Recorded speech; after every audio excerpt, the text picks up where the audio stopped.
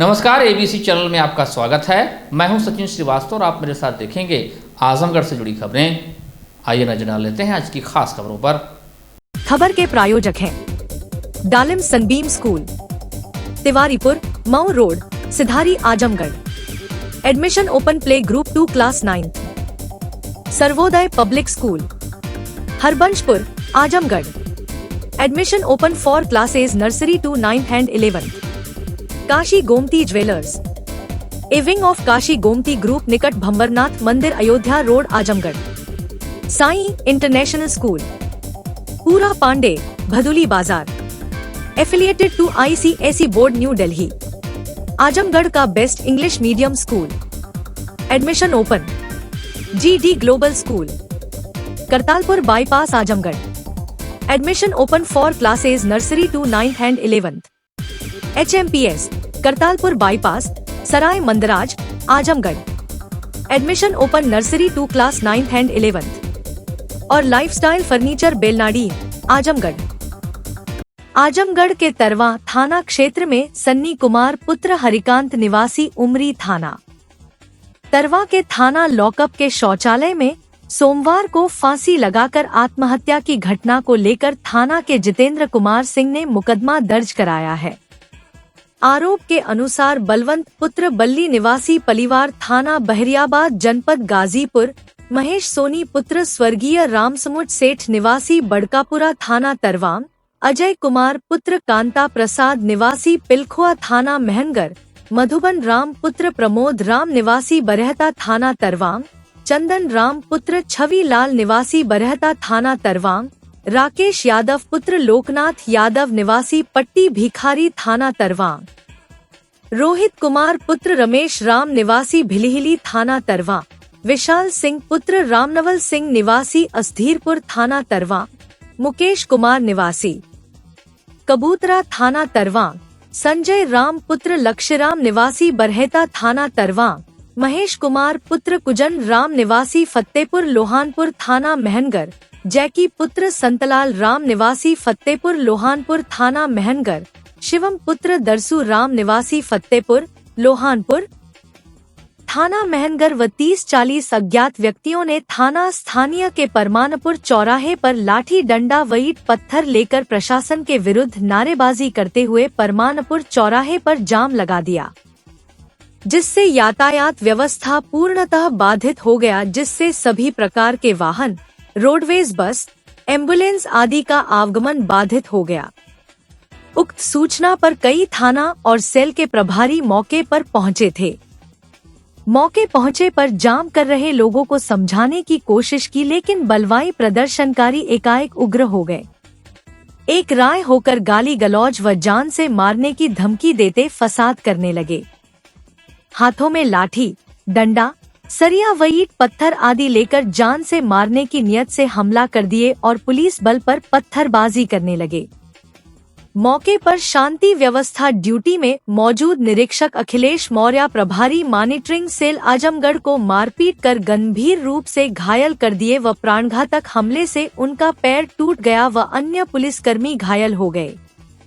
थाना सिधारी के वाहन पर हमला कर दिया गया। किसी प्रकार वाहन में बैठे प्रभारी निरीक्षक सिधारी व हमराही कर्मचारीगण अपनी जान बचाकर वाहन से निकले। हमलावर उक्त सरकारी वाहन के अगले व पिछले शीशा, हेडलाइट, साइड मिरर, बोनेट आदि पुर्जों को क्षतिग्रस्त कर दिए, जिसका वीडियो है। मौके पर मौजूद पुलिस बल द्वारा काफी समझाने बुझाने का प्रयास किया गया, किंतु बलवाई अपनी बेजा हरकत से बाज नहीं आ रहे थे। बलवाई द्वारा बाजार के तमाम दुकानों को भी क्षतिग्रस्त कर दिया गया। बलवाइयों इस कृत्य से मौके पर काफी अफरा तफरी का माहौल था। बलवाइयों द्वारा करीब 9 बजे से 4 बजे तक मार्ग को अवरुद्ध कर उग्र प्रदर्शन किया जाता रहा तथा कानून व्यवस्था को छिन्न भिन्न किया जाता रहा। हल्का बल प्रयोग कर बलवाइयों को मौके से हटाया गया। इस मामले में वरिष्ठ अधीक्षक हेमराज मीणा ने बताया है कि 31 मार्च को तरवा थाने में एक मुकदमे के अभियुक्त ने फांसी लगाकर आत्महत्या कर ली थी। इस मामले में मुकदमा पंजीकृत किया था, जिसमें इंस्पेक्टर, सब इंस्पेक्टर और सिपाही को निलंबित किया गया था। सभी कार्रवाई माननीय मानवाधिकार आयोग, सुप्रीम कोर्ट और हाई कोर्ट की गाइडलाइन के अनुसार किया गया। उसके बावजूद थाने से 1.5 किलोमीटर की दूरी पर कुछ लोगों ने पुलिस की गाड़ियों में तोड़फोड़ की।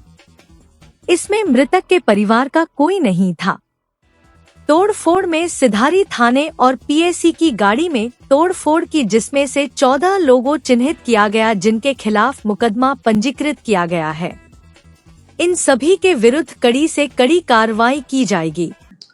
देखिए, थाना तरवा में दिनांक 31/3/2025 को एक दुर्भाग्यपूर्ण घटना हुई थी, जिसमें एक मुकदमे के अभियुक्त के द्वारा थाना परिसर में फांसी का फंदा लगा के आत्महत्या कर लिया था। और पुलिस ने सारी जो कार्रवाइयाँ हैं वो पूरी नियमानुसार की थी वहाँ पे। और परिजनों की तहरीर पे इस पे जो लोग लापरवाही मिली उनके ऊपर मुकदमा पंजीकृत किया गया और थाना प्रभारी और एक सब इंस्पेक्टर और एक कांस्टेबल को इसमें निलंबित भी किया गया था। सभी वरिष्ठ अधिकारियों के द्वारा घटनास्थल का निरीक्षण करके जो भी कार्रवाई है वो माननीय आयोग और माननीय सुप्रीम कोर्ट और हाई कोर्ट के जो निर्देश है उसके क्रम में की गई थी। लेकिन इसके बावजूद कुछ लोगों ने थाना से करीब 1.5 किलोमीटर दूर एक चौराहे पे अनावश्यक रूप से जाम लगाने का काम किया और उसमें कोई भी परिवार से जुड़ा हुआ आदमी नहीं था। और उसके बावजूद वहाँ पे जो पुलिस फोर्स के अधिकारी और जो थाना प्रभारी थाने के सहयोग के लिए वहाँ पे गए थे, उनकी गाड़ियों को रोक के और वहाँ पे तोड़फोड़ का काम किया गया, जिसमें हमारी एक थाना सिधारी की जो गाड़ी है उसके साथ में तोड़फोड़ की गई और वहाँ पीएसी की जो गाड़ी है उनके साथ में भी तोड़फोड़ का काम कुछ लोगों ने किया।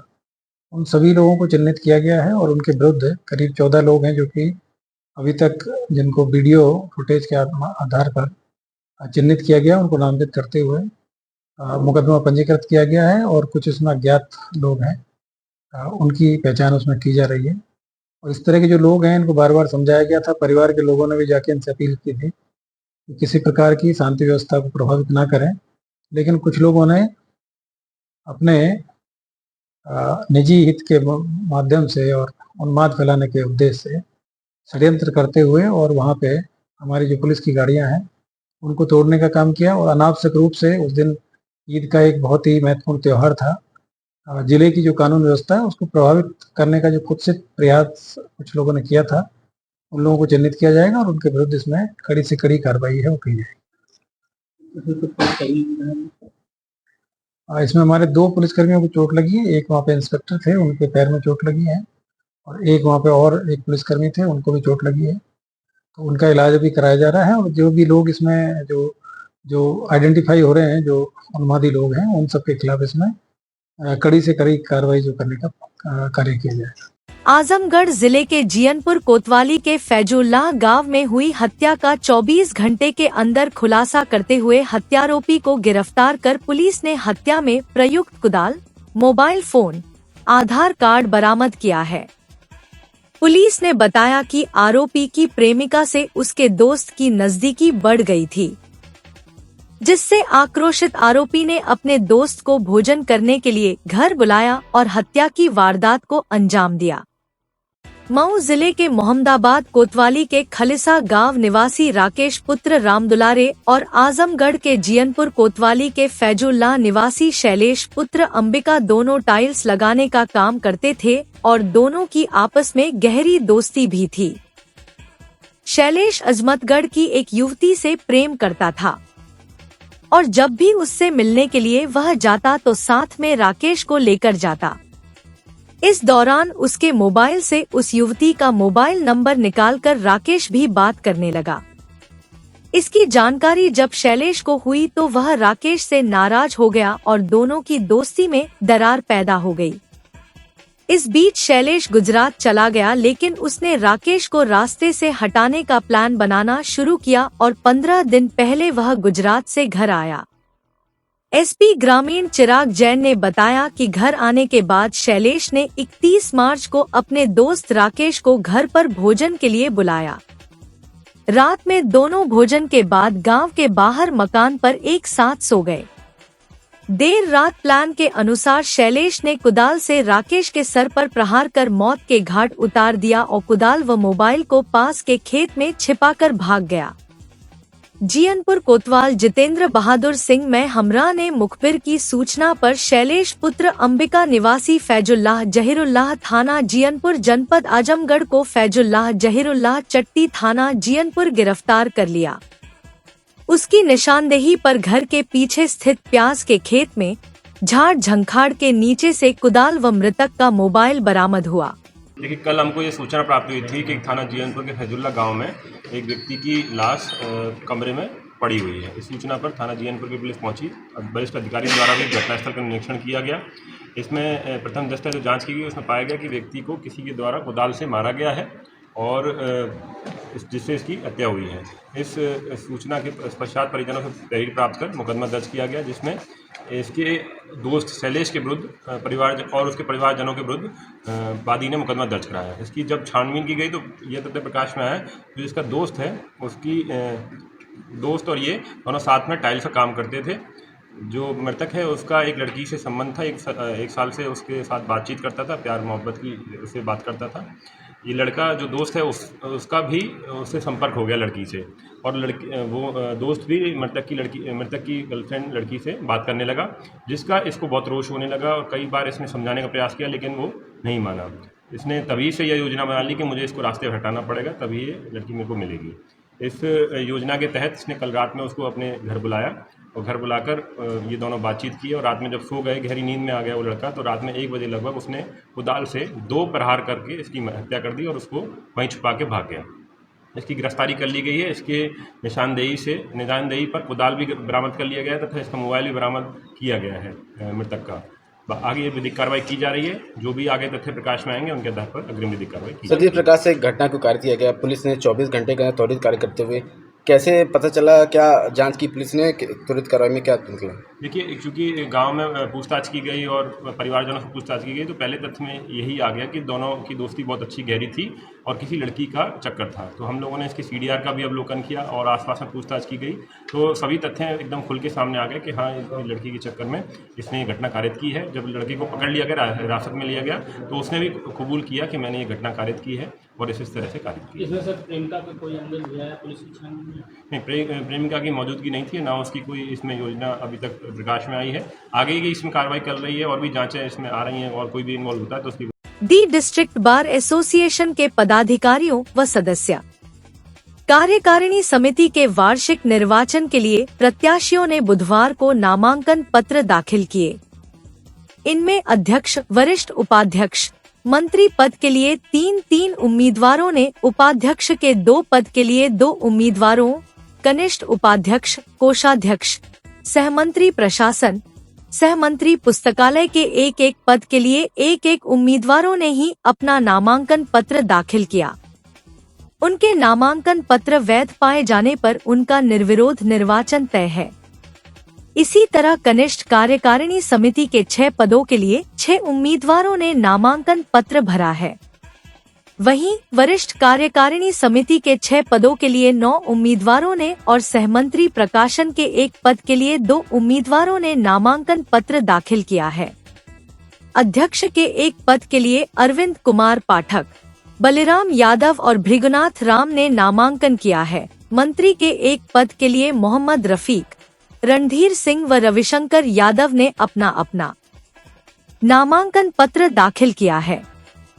चुनाव अधिकारी शिवधन प्रसाद ने बताया कि नामांकन पत्रों की जांच 3 अप्रैल को की जाएगी। 16 अप्रैल को मतदान और 17 अप्रैल को मतगणना होगी। DBA के 404 मतदाता पदाधिकारियों व सदस्यों का चुनाव करेंगे। निर्धारित कार्यक्रम के अनुसार आज दिनांक 2 अप्रैल सन 2025 को नामांकन पत्रों की प्रस्तुति की गई, जिसमें अध्यक्ष, वरिष्ठ उपाध्यक्ष, उपाध्यक्ष 2 पद, कनिष्ठ उपाध्यक्ष 1 पद, मंत्री 1 पद, कोषाध्यक्ष 1 पद, सहमंत्री प्रशासन 1 पद, सहमंत्री पुस्तकालय 1 पद, सहमंत्री प्रकाशन 1 पद और वरिष्ठ कार्यकारिणी जो 6 सदस्यीय है उसके बाबत और कनिष्ठ कार्यकारिणी 6 सदस्य के बाबत नामांकन पत्रों की प्रस्तुति समयबद्ध तरीके से हुई। अब ये जो पूर्व निर्धारित कार्यक्रम था, सुबह 10:30 से 3 बजे तक नामांकन का कार्यक्रम चला। कब तक नामांकन का दिन करेंगे? अब ये नामांकन जो है अध्यक्ष पद पर अरविंद कुमार पाठक, बलिराम यादव, भृगुनाथ राम तथा मंत्री पद पर श्री मोहम्मद रफ़ीक, रणधीर सिंह और रविशंकर ने अपना नामांकन पत्र प्रस्तुत किया। शेष पदों के लिए भी उल्लिखित उम्मीदवारों ने अपना नामांकन पत्र प्रस्तुत किया गया। इन नामांकन पत्रों की जांच कल 3 तारीख को 3 अप्रैल को 2 बजे से 4 बजे तक की जाएगी और वापसी का यदि कोई इच्छुक उम्मीदवार होगा तो वापसी के लिए हम लोगों ने 4 तारीख रखा है, तो 10:30 से 2 बजे तक का। और मतदान पूर्व जो निर्धारित कार्यक्रम है 16 अप्रैल को 10:30 से 3 बजे तक चलेगा और यदि समय मिला, संभव तो नहीं है, मतगणना जो है 17 अप्रैल को की जाएगी। कितने मतदाता हैं? मतदाताओं की संख्या 404 है वैलिड, और उन्हीं के संबंध में ये मतदान कराया जाएगा और वही लोग हमारे पदाधिकारियों का और सदस्य कार्यकारिणी समिति का चुनाव करेंगे। बुधवार को विधान परिषद सदस्य रामसूरत राजभर एवं जिलाधिकारी नवनीत सिंह चहल द्वारा संयुक्त रूप से कलेक्ट्रेट परिसर से 29 नई एम्बुलेंस को जनपद के विभिन्न क्षेत्रों के लिए हरी झंडी दिखाकर रवाना किया गया।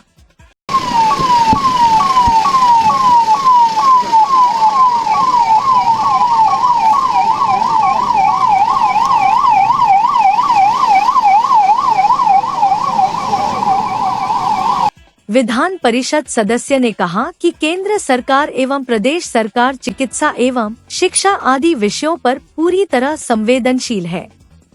उन्होंने कहा कि मुख्यमंत्री का निर्देश है कि जो भी परियोजनाएं संचालित होती हैं, वह धरातल पर दिखाई देनी चाहिए। और यह केंद्र सरकार, प्रदेश सरकार पूरी तरह से संवेदनशील है। स्वास्थ्य, चिकित्सा, शिक्षा इन विषयों पर बहुत संवेदन, हर बिंदु पर संवेदनशील है और इसलिए किया सीधे निर्देश है महाराज जी का कि जो भी कार्य शासन से जाए वो पटल पर, धरातल पर दिखाई दे। मेन उद्देश्य सरकार की यही है। कितनी गाड़ियों को सर झंडी दिखाई है? 29 गाड़ी, 29 एम्बुलेंस। और भी अभी आनी है जनपद में? अब और जरूरत पड़ेगी तो और आएगी। जिलाधिकारी ने बताया कि प्राप्त 29 एम्बुलेंस, जिसमें डायल 108 की 15 एम्बुलेंस एवं डायल 102 की 14 एम्बुलेंस हैं, को जनपद मुख्यालय से अपने अपने गंतव्य स्थानों के लिए रवाना किया गया है। ये नई 29 एम्बुलेंस स्वास्थ्य सुविधाओं के इंफ्रास्ट्रक्चर में महत्वपूर्ण भूमिका निभाएगी और स्वास्थ्य सेवाओं को जनपद के कोने कोने तक पहुंचाने एवं स्वास्थ्य सेवाओं के इंफ्रास्ट्रक्चर में बदलाव लाने में मददगार साबित होगी। उन्होंने कहा कि सरकार द्वारा यह निरंतर प्रयास किया जा रहा है कि बेहतर स्वास्थ्य सुविधाएं जनपद वासियों को दिया जा सके। इस अवसर पर मुख्य विकास अधिकारी परीक्षित खटाना, मुख्य चिकित्साधिकारी doctor Ashok Kumar, ACMO doctor Arvind Chaudhary, क्षेत्रीय प्रबंधक सुमित प्रताप सिंह एवं जिला प्रभारी अजय राय 108 एवं 102 एम्बुलेंस सेवा आजमगढ़ सहित अन्य संबंधित उपस्थित रहे। देखिए, आज यहाँ पर 29 जो नई एम्बुलेंसेज हैं, इनमें 15 108 एम्बुलेंसेज और 14 102 की एम्बुलेंसेज, कुल 29 एम्बुलेंसेज को यहाँ पर आज जनपद मुख्यालय से हरी झंडी देकर और अपने अपने गंतव्य स्थानों के लिए आज भेजा गया है। तो ये नई 29 एम्बुलेंसेज जो हैं, जो हमारा स्वास्थ्य का इंफ्रास्ट्रक्चर है जनपद का, उसमें एक महत्वपूर्ण भूमिका निभाएंगी और स्वास्थ्य सेवाओं को जनपद के कोने कोने तक पहुंचाने में और ओवरऑल हेल्थ इंफ्रास्ट्रक्चर में इम्प्रूवमेंट करने में मददगार साबित होंगी। और शासन के द्वारा, प्रदेश और भारत सरकार के द्वारा निरंतर ये प्रयास किया जा रहा है कि हम अच्छी से अच्छी स्वास्थ्य सुविधाएं अपने सभी जनपद वासियों को दे सकें। तो उसी प्रयास के अंतर्गत ये एम्बुलेंसेज डिस्ट्रिक्ट में गवर्नमेंट के द्वारा भेजी गई हैं, जिन्हें यहाँ से गंतव्य स्थानों तक भेजा जा रहा है। घटना के बाद उमरी पट्टी गांव में बसपा प्रदेश अध्यक्ष विश्वनाथ पाल का सनी के घर आगमन हुआ। इस दौरान उन्होंने पीड़ित परिवार से मुलाकात कर ढांढस बंधाया। प्रदेश अध्यक्ष ने कहा कि परिवार को पुलिस कार्रवाई पर भरोसा नहीं है, इसलिए इस मामले की जांच सीबीआई से कराई जाए। पीड़ित परिवार को 50 लाख रुपए मुआवजा और परिवार के एक सदस्य को सरकारी नौकरी दी जाए।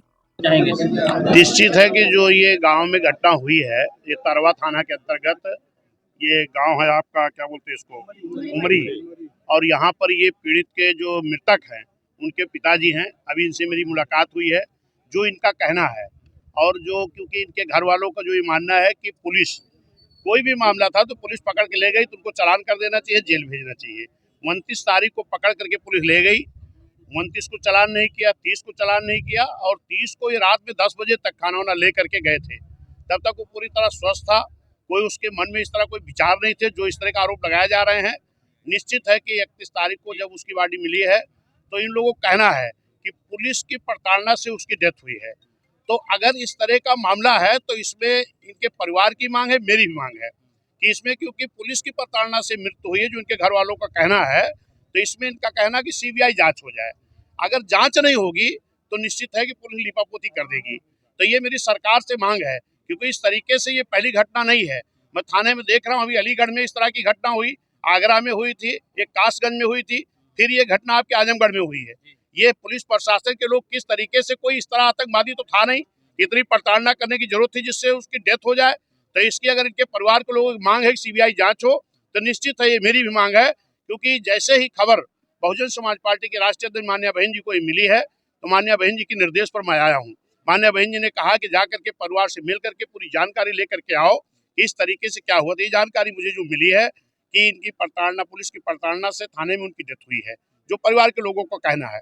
तो इस पे मैं शासन प्रशासन से मांग करता हूँ, क्योंकि इनका इकलौता बेटा था, इनका अब कोई सहारा नहीं बचा है, और इनकी उस बच्चे की जिसकी मृत्यु हुई उसकी 2 बहनें हैं। तो मेरी ये सरकार से मांग है, क्योंकि इकलौता बेटा था इनका, कमाने वाला कोई अब नहीं है, वो भी पढ़ ही रहा था, जो सहारा था इनका, तो इस परिवार को कम से कम 50 लाख की सरकार की तरफ से मुआवजा मिलना चाहिए। और इनकी जो बेटी है, एक बेटी विकलांग भी है, इन लोगों का सहारा कौन होगा। तो इसमें जो इनकी बड़ी बेटी है उसको एक नौकरी दी जाए सरकारी, और इसकी सीबीआई जांच करके जो भी दोषी हों उनको कड़ी से कड़ी सजा दी जाए, ये मेरी मांग है। पुलिस की थ्योरी पे कोई भरोसा नहीं, वो कह रहे हैं कि नाड़े से पैजामा। एक चीज बताइए है कि करीब 70-75 साल उसकी वजन था, उसका 70-75 किलो का वजन था, इतना वजन लगभग था, और नाड़े से कैसे मृत्यु हो जाएगी।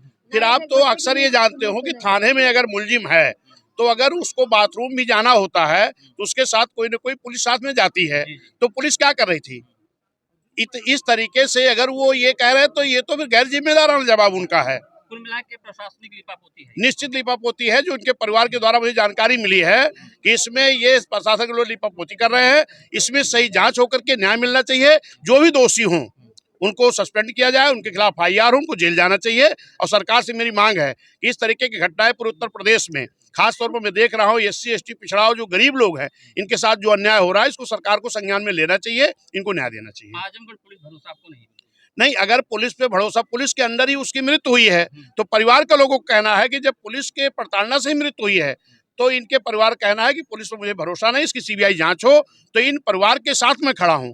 जो परिवार की मांग है, ये मांग पूरी होनी चाहिए। ये शासन प्रशासन मेरी मांग है। अच्छा जी, दूसरे पक्ष का परिवार के लोग गायब हैं, लापता है, क्यों गायब है, कैसे देख रहे हैं इस बात? देखिए, इस चीज को शासन प्रशासन के लोगों को जानकारी लेनी चाहिए, जांच करनी चाहिए, और इसमें जो भी दोषी पाए जा रहे हैं इनको कड़ी से कड़ी सजा देनी चाहिए और परिवार को मदद करनी चाहिए।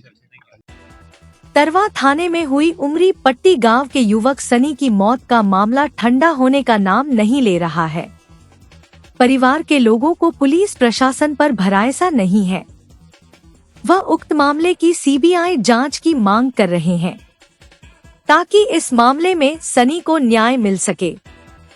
सनी के मामा का कहना है कि सनी के ऊपर जो आरोप लगे हैं उससे आत्मा तड़प रही होगी। हम चाहते हैं कि उक्त मामले में उसे न्याय मिले ताकि उसकी आत्मा को शांति मिले। सनी के घर में 3 दिन से चूल्हा नहीं जला है। सनी की मां की हालत खराब है, उसका घर पर इलाज चल रहा है। पिता मोबाइल पर सनी की तस्वीर को देखकर आंसू बहा रहे हैं। सबसे खराब हालत तो सनी के मामा चंदन कुमार की है। उन्होंने सनी की मौत के बाद से अन्न जल छोड़ रखा है। उनका कहना है कि सनी से उनका काफी लगाव था। जब सनी के पास थाने से फोन आया तो उसने सबसे पहले उन्हें ही फोन किया था। जब पुलिस ने उसे थाने में बिठा लिया तो वह थाने गए थे। उन्होंने पुलिस से बात की तो पुलिस ने उसके चालान की बात कही। इसके अगले ही दिन उसकी मौत हो जाती है और पुलिस बिना सूचना दिए ही उसके शव को पोस्टमार्टम के लिए भेज देती है। उसके मरने बाद उसके ऊपर जिस तरह के आरोप लग रहे हैं उससे उसकी आत्मा तड़प रही होगी। जब तक उसे न्याय नहीं मिल जाता उसकी आत्मा तड़पती रहेगी। वहीं सनी के पिता हरिकांत राम मोबाइल में उसकी तस्वीर देखते हुए काफी भावुक नजर आए। उन्होंने पुलिस की रिपोर्ट पर सवाल खड़े किए। उन्होंने कहा कि पायजामा का नाड़ा कितना मजबूत था कि वह 70 से 80 किलोग्राम वजन संभाल लिया, जो एक संदेह खड़ा करता है। उन्होंने आरोप लगाया कि मेरे बेटे ने आत्महत्या नहीं की, पुलिस ने उसकी हत्या की है। विपक्षियों से पैसा लेकर उसने हत्या को आत्महत्या का रूप दिया। हमें उसका चेहरा तक देखने नहीं दिया गया। अब तक बेटे को न्याय दिलाने की बात तो दूर, कोई हमसे बात करने तक नहीं आया। हम चाहते हैं इस घटना की सीबीआई जांच हो ताकि हमें न्याय मिल सके। हमें थाने में लगे सीसीटीवी कैमरे की फुटेज चाहिए ताकि पता लग सके कि घटना किस प्रकार हुई। सनी की मौत की खबर के बाद से उसकी मां कुसुम और दादी की तबीयत खराब हो गई है। घर पर ही चिकित्सक द्वारा उनका इलाज किया जा रहा है। वहीं गांव की महिलाएं उन्हें ढांढस देने पहुंच रही हैं। गांव के लोगों का भी उनके दरवाजे पर आना जाना लगा हुआ है। उमरी पट्टी गांव में सनी की मौत के बाद हुए बवाल को देखते हुए प्रशासन पूरी तरह से चौकन्ना है। राजनीतिक दलों का भी उसके घर आना जाना लगा हुआ है। इसके लिए प्रशासन की ओर से सनी के घर के पास पुलिस और पीएसी के जवानों की तैनाती की गई है। इस तारीख 2 बजे लेके गए, 2 बजे नहीं 10 बजे के बीच में लेके गए। उस समय सन्नी क्या पहन के गया था? सन्नी एक लोअर पहना था और टी शर्ट पहना था। तो लोअर और टी शर्ट पहन के गया था। आप लोगों को घटना की जानकारी कब हुई? हम लोग को घटना की जानकारी का ना 31 तारीख को 8 बजे के टाइम में हुआ। 8 बजे हुई। क्या बताया गया? पुलिस वालों ने क्या बताया? पुलिस वाले को हम लोग को कुछ नहीं बताया, नहीं तो हम लोग को बुलाए, कोई गार्जियन नहीं था। वो उसके मृत्यु होने के बाद का ना वो लोग खुद अपना लेके गए पोस्टमार्टम के लिए। किसी भी आदमी को कोई घर वाले गार्जियन को बुलाए ही नहीं। वो लोग अभी तक भी नहीं बताए वो लोग। जैसे पुलिस ये कह रही है कि वो जो पैजामा पहन के गया था उसके नाड़े से उसने फांसी लगा लिया जंगले से। क्या आप इसको विश्वास कर पाएंगे? नहीं कर पाएंगे? नहीं, फांसी तो नहीं लगाया है, नाड़े से फांसी नहीं लगाया है। उसमें पुलिस की साजिश है। पुलिस उसको मार दिया है, पुलिस मारा है उसको। मारने के बाद उसका मृत्यु हो गया है। मृत्यु होने के बाद में काना सो 2 जन मिल के रस्सी लगा के उसको काना सो फांसी का इल्जाम खाई दिया है अपने बचने के लिए। तो जैसे आप बता रहे हैं 29 तारीख को ले गए थे, तो 2 दिन तक क्या उसको बहुत ज़्यादा मारा पीटा गया था क्या? 2 दिन मारे पीटे मतलब क्या किए, लेकिन वो तो वो लोग के अंदर की बात है। लेकिन वो प्रशासन के जिम्मेदारी है। प्रशासन उसको काना सो 24 घंटा रखना चाहिए, तो 3 दिन रखा। क्यों रखा? उसका जिम्मेदार प्रशासन है। प्रशासन के अंदर में अगर आदमी फांसी लगा लेगा तो उसका जिम्मेदार प्रशासन है। प्रशासन मतलब क्या कर रहा था वहाँ पे? क्यों नहीं देखा? प्रशासन वो फांसी लगाया नहीं है, प्रशासन उसको मार दिया है। वो विपक्ष पार्टी वाला उसको पैसा दिया है, पैसा लेके काना सो वो प्रशासन उसको काना सो दुर्घटना दिया है, खुद मार दिया है। वो अपने बचने के वजह से वो खाली वो फांसी का आरोप लगा रहा है। तो जो अभी तक पुलिस की कार्रवाई हुई, आप उससे संतुष्ट हैं कि बिल्कुल नहीं, मैं संतुष्ट नहीं हूँ। पुलिस जो भी बोल रहा है कि फांसी लगाया तो उसका सीबीआई जांच होना चाहिए। सीबीआई जांच की आप मांग कर रहे हैं? हाँ, सीबीआई जांच चाहिए। आजमगढ़ पुलिस पे भरोसा आपको नहीं है? नहीं है, हमको सीबीआई जांच चाहिए। इसके बाद में काना सो जो उसके पुलिस चौकी में आरसीसी कैमरा लगा है उसका पूरा डिटेल्स चाहिए। तो जो अभी तक जैसे एसओ सस्पेंड किए गए हैं, दरोगा किए गए हैं, सिपाही, उससे आप संतुष्ट नहीं हैं? सस्पेंड होने से क्या होता है, उसको बर्खास्त करें ना, बर्खास्त करें। 302 का मुजरिम बनाए, उसको काम से जेल होना चाहिए। ऐसा प्रशासन रह के क्या फायदा है जब पब्लिक को ही प्रशासन मार देगा। अरे घटना की शुरुआत कैसे हुई थी? मतलब जैसे जो बताया जा रहा है कि कोई प्रेम प्रसंग का मामला है, छेड़खानी का प्रशासन बता रहा है। हाँ, छेड़खानी जब प्रेम प्रसंग रहा छेड़खानी कहाँ से आएगी? आएगी? नहीं आएगी। ठीक, कैसे कहाँ हुआ छेड़खानी हुआ? क्या कारण था आप बताइए, हमको नहीं जानना। 29 तारीख को ये घटना 29 तारीख से घटती है। हम 28 को थे वहाँ बनारस में। भांजा फ़ोन करता है कि मामा वो फ़ोन किसी तरह से आया है। तो हम कहे ठीक, तुम रखो, हम चल के थाने पे कर लेंगे संपर्क। ठीक है, हम आएंगे। तब इतने में कोई लड़का रहा होगा, अपना उसका ऑडियो लिया और चारों तरफ कर दिया। इतने में अपना जाते हैं, जबकि ये जो बयान लगाया वो निराधार है। उसके बाद वो जाते हैं जो लड़की के पास, छेड़खानी का मुकदमा करते हैं। फिर 29 तारीख को लगभग 2 बजे पुलिस आती है, भांजे को लेके जाती है यहाँ से। मैं था नहीं, फिर हमको फ़ोन किए लोग, लाइब्रेरी में था, फिर फ़ोन किया कि ऐसी ऐसी बात है, पुलिस भांजे को लेके चली गई है। फिर हम थाने पहुँचते, थाने पे जाते हैं तो देखता है कि बच्चा बैठा है। नॉर्मल सी बात है, चलिए ठीक है, एक दिन कोई दिक्कत नहीं है। हम कहें अगर दोषी है तो बैठाइए, तो बैठाए थे। हम कहे चलिए कल चालान कर दीजिएगा बच्चे का, जो इसके पास दोष समझा के आगे लड़ेंगे। ठीक है, तो उसके बाद उन्होंने कहा ठीक, हम कल कर देंगे चालान। तो FIR नहीं लिखा गई उस दिन। 30 तारीख आ गई। 30 तारीख आ गई। 30 तारीख सुबह नाश्ता पानी सब दिया जाता है बच्चे को। फिर हम दोपहर, हम सुबह से ही डटे रहे, वहीं रहे। 4 बजे लगभग, 4 साढ़े 4 बजे के बीच पर लड़का वही कोई SI था, फ़ोन करवाए कि बच्चा कि मामा हम आ गए हैं यहीं पर। हम कहे हाँ है। तो हम पानी लिए 1 बोतल, बिस्लेरी खरीदे, फिर वहीं से ले जाके बच्चे को दिए और उसको समझाए कोई दिक्कत नहीं, ठीक है। लड़की जो बयान दे दी वही बयान नहीं सत्य माना जाएगा। कोर्ट में जब जाएगी तो उसको समझ में आएगा कि क्या गलत है क्या सही है। फिर उसके बाद फिर 30 तारीख हम ये कहते रहे कि बुलाइए, दोनों के सामने करिए, तो वो नहीं बुलाए। फिर उसके बाद वो करते हैं कि 30 तारीख भी लगभग बीत जाता है, शाम हो जाती है। फिर 9:30 बजे खाना उनके बड़े पापा लेके जाते हैं। हम यहीं वही बगल में थे, तो वो खाना वाना लेके गए अपना। फिर हमारी बच्ची का थोड़ा क्या है कि सीढ़ी पर से ढंगला गिर गई थी, तो हम घर गए थे। तो ये खाना वाना दिए उसको 11:30 साढ़े 9 10 बजे तक उसको खाना वाना खाया। अच्छा था, फिट बढ़िया था लड़का, और एकदम बात उत किया, सांत्वना भी दी, कोई दिक्कत नहीं होगी तुमको। फिर ये सुबह लगभग हमको 7 बजे खबर आती है, चाचा का लड़का उनके था, फ़ोन किया मामा ऐसी कोई थाने में घटना हुई है कुछ। हमको नहीं पता। फिर हम वहीं से अपने घर से 6 मिनट में पहुँच जाते हैं थाने पे, लेकिन वो यहीं से मात्र 5 किलोमीटर संदेश नहीं पहुँचा पाते हैं।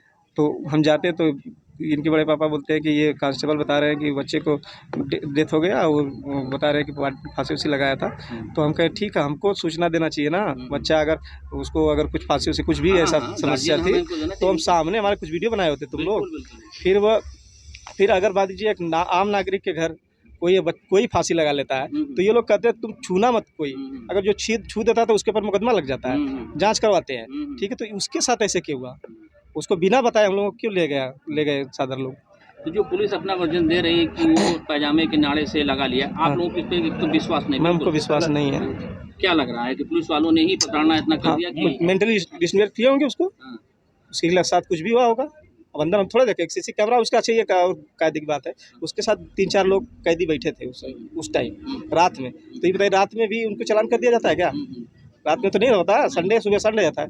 फिर वो सोमवार था, वो सुबह बोले थे कि सबका होगा, तो सुबह आए तो देखिए कोई नहीं, स्टाफ नहीं, वो जो कैदी था वो भी नहीं था, उसमें कैदी लोग थे ही नहीं, तो कहाँ गए वो लोग? हाँ, तो आपको क्या लग रहा है इसमें पूरी साजिश है? हाँ, हमको तो लग रहा है, क्योंकि अगर वो हमको सारी चीज़ें हकीकत दिखाते तो हम भी मान लेते, चलिए ठीक है। अभी तक जो पुलिस की कार्रवाई है, आप उससे संतुष्ट नहीं है? अभी तक तो नहीं है, कोई नहीं। अभी तो कोई प्रशासन का आया, आप लोगों से बात किया किसी? अभी तो ये फोर्स घूम रही चारों तरफ, और अभी तो उसी दिन जो आए थे, अधिकारी कोई नहीं आया? उसी दिन आए थे जिस दिन बॉडी आई। आप लोगों से कोई बात? हाँ, आज अभी कोई बात नहीं हुई है। अच्छा, आपने अन्न जल त्याग दिया? हाँ, त्याग क्या दिया। मांग? बच्चे को हम चाहते हैं कि बच्चा तो चला गया हमारा, लेकिन हम चाहते हैं कि वो निर्दोष साबित हो, क्योंकि जो कलंक लगा है उसके ऊपर, ये कलंक उसकी आत्मा को झकझोर रहा होगा। मैं चाह रहा हूँ कि निर्दोष हो। प्लानिंग से बुलाया गया था। आपका मतलब कब से आपने जल त्यागा है? मैं उसी दिन से, हाँ उसी दिन से। और जब तक आप मतलब हाँ, आप यही उसको, है हाँ, कि मैं जिद है कि जब तक न्याय नहीं दिलाएंगे तब तक? हाँ, तब तक ऐसे ही रहेंगे। तो प्रशासन से क्या मांग कर रहे हैं? मैं यही कह रहा हूँ कि आप निष्पक्ष होकर सीबीआई जांच कराइए, अगर नहीं समझ में आ रहा तो करा लीजिए, दूध का पानी सब जारी हो जाएगी। आजमगढ़ के तरवा थाने में पुलिस कस्टडी में दलित युवक की मौत के मामले को लेकर जहां एक दिन पूर्व समाजवादी पार्टी का प्रतिनिधिमंडल मृतक के परिजनों से मिला था, वहीं इसी मामले को लेकर बुधवार को समाजवादी पार्टी का प्रतिनिधिमंडल जिले के डीएम नवनीत सिंह चहल और एसपी हेमराज मीना से मिलकर इस पूरे मामले की सीआईडी से जांच कराने की मांग की। समाजवादी पार्टी के जिलाध्यक्ष हवलदार यादव का कहना है कि हम लोग इस घटना को लेकर परिजनों से मिले हैं। इस घटना को लेकर जो पुलिस बता रही है वह सही नहीं है, इस घटना का कारण कोई और है। पुलिस इस पूरे मामले को छुपा रही है और अपने बचाव के लिए यह पूरा षड्यंत्र रचा जा रहा है। मामले में पुलिस का कहना है कि युवक ने टॉयलेट में फंदा लगाकर जान दे दी थी। वहीं परिजनों का आरोप है कि पुलिस ने जानबूझकर इस घटना को अंजाम दिया। मृतक आजमगढ़ के थाना तरवा के अंतर्गत ग्राम उमरी पट्टी का निवासी था। 22 वर्षीय युवक का नाम सनी कुमार पुत्र हरिकांत था। सीआईडी जांच के साथ समाजवादी पार्टी ने मृतक के परिवार को सरकार द्वारा 1 करोड़ रुपए व परिवार के एक व्यक्ति को सरकारी नौकरी देने व जिन पुलिस अधिकारियों के विरुद्ध हत्या का मुकदमा दर्ज है उन्हें गिरफ्तार करने की मांग किया।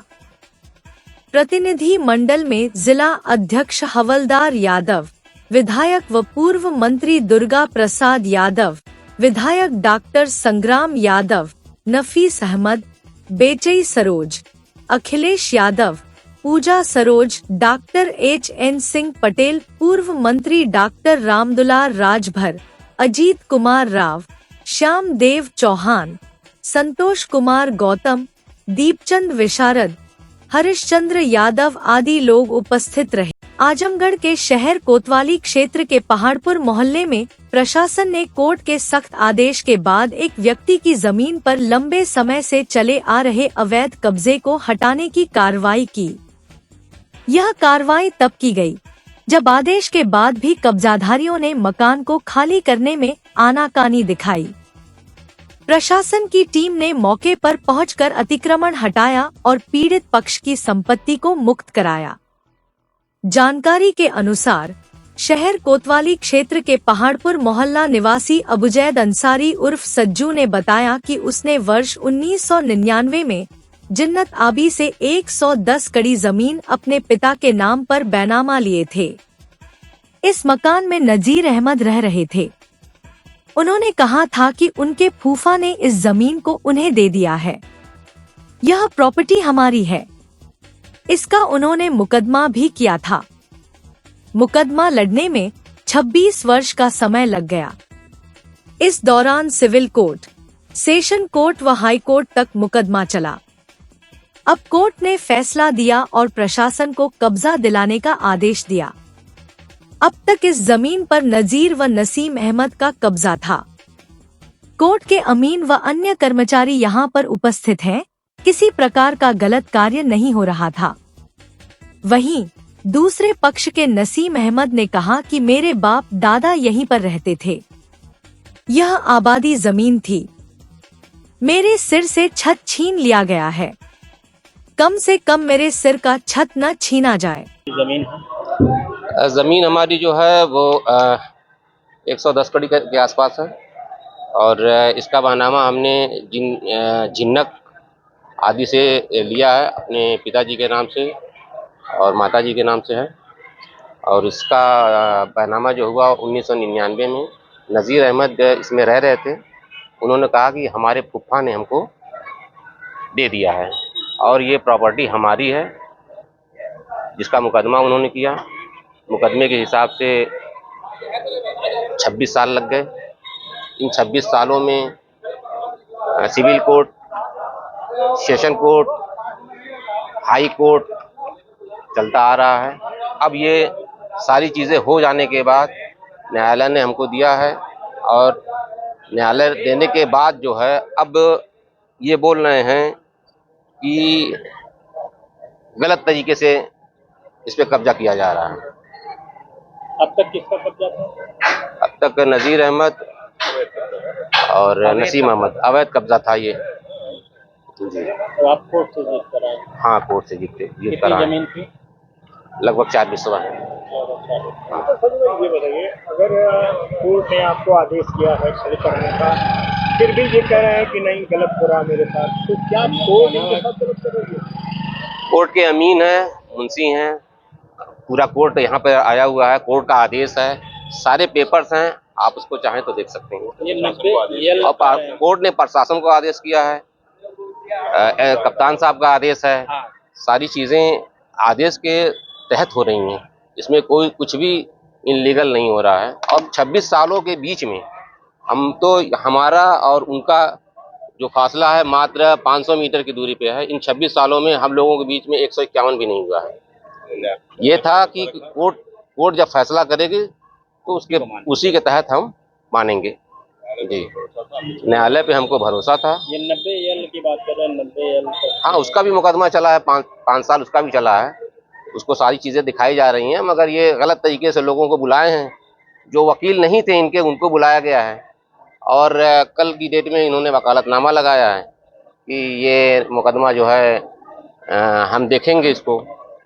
और अब वो डिले करने की मतलब समझ लीजिए कि एक तरह से टाइम किलिंग का काम कर रहे हैं। जो वकील उनके आए हैं वो टाइम किलिंग का काम कर रहे हैं। आज आपको कब्जा प्रशासन दिला रही है? हाँ, कब्जा जो है कोर्ट के द्वारा प्रशासन कब्जा दिलवा रही है।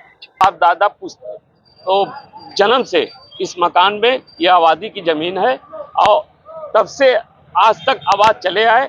ये लोग हवाला कारोबारी थे, ये लोग जो है फर्जी बैनामा कराए हैं।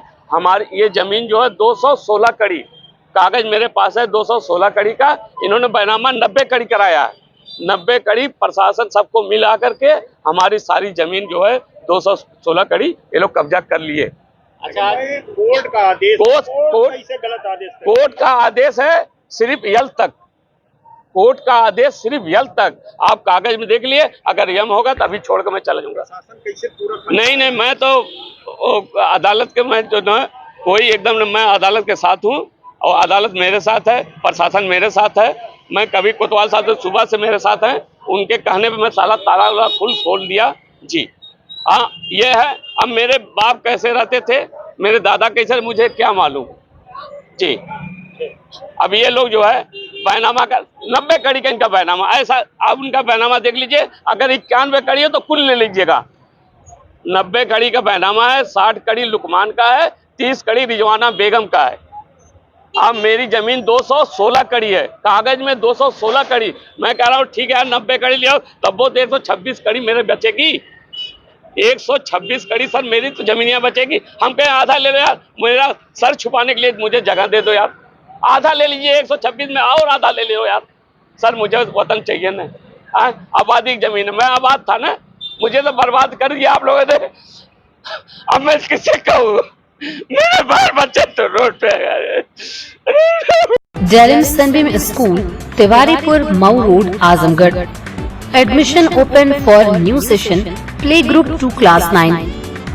Special features: smart class available, science, computer lab and library, indoor and outdoor sports facilities, experienced teachers, monitoring with CCTV camera, transport facility. Give your child a quality education. Dalim Sunbeam School, Tiwaripur, Mau Road, Azamgarh.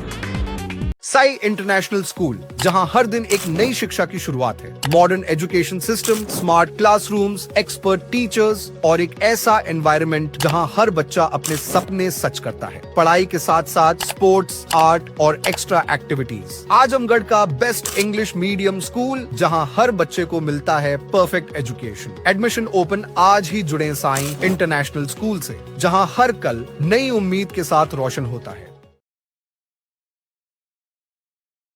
Kashi Gomti jewellers, a wing of Kashi Gomti group निकट भंवरनाथ मंदिर, Ayodhya road, Azamgarh.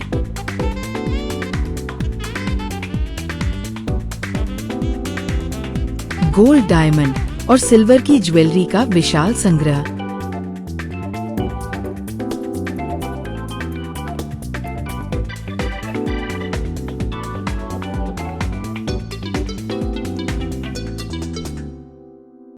शादी के गहनों का संपूर्ण package मात्र 1,51,000 रुपए में। शुद्धता की 100% गारंटी।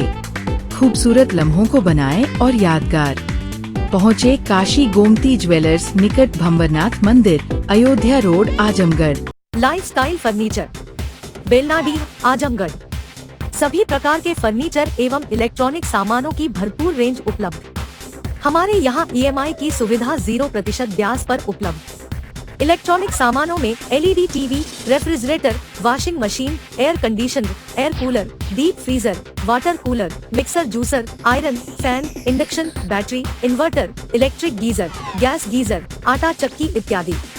फर्नीचर के सामानों में बेड, गद्दा, सिंगारदान, अलमीरा, sofa, table, chair, rack, stool, संदीली, सीढ़ी, डाइनिंग टेबल, झूला आदि। शादी विवाह की हो तैयारी या ऑफिस और घर के लिए सामानों की करनी हो खरीदारी, पहुँचिए lifestyle furniture, Belnadi, Azamgarh. Harishchandra Mishra public school, Kartalpur bypass, Sarai Mandraj, Azamgarh. Affiliated to CBSE New Delhi. Admission open nursery to class 9th and 11th। जिले का एकमात्र फुली एयर कंडीशन स्कूल। अनुभवी टीचिंग स्टाफ। Smart classes. सभी कक्षाओं की CCTV से निगरानी। केमिस्ट्री, फिजिक्स, बायोलॉजी, कंप्यूटर और मैथ की अत्याधुनिक लैब। हरा भरा खेल का मैदान, स्विमिंग पूल, योग और ध्यान केंद्र। Transport facility available. अच्छी तरह से सुसज्जित ऑडियो विजुअल के साथ 100% डिजिटल परिसर। विशाल पुस्तकों के संग्रह के साथ library. HMPS, Kartalpur bypass, Sarai Mandraj, Azamgarh. GD Global School, Kartalpur bypass, Azamgarh. Admission open for classes nursery to 9th and 11th. Science, Commerce and Humanities. Special offer for new students: 100% waiver on admission fee for classes nursery to UKG. 100% discount on admission fee on third child. 50% discount on admission fees for classes 1st to 2nd. 25% discount on admission fees for classes 3rd to 8th. For admission contact GD Global School, Kartalpur bypass, Azamgarh.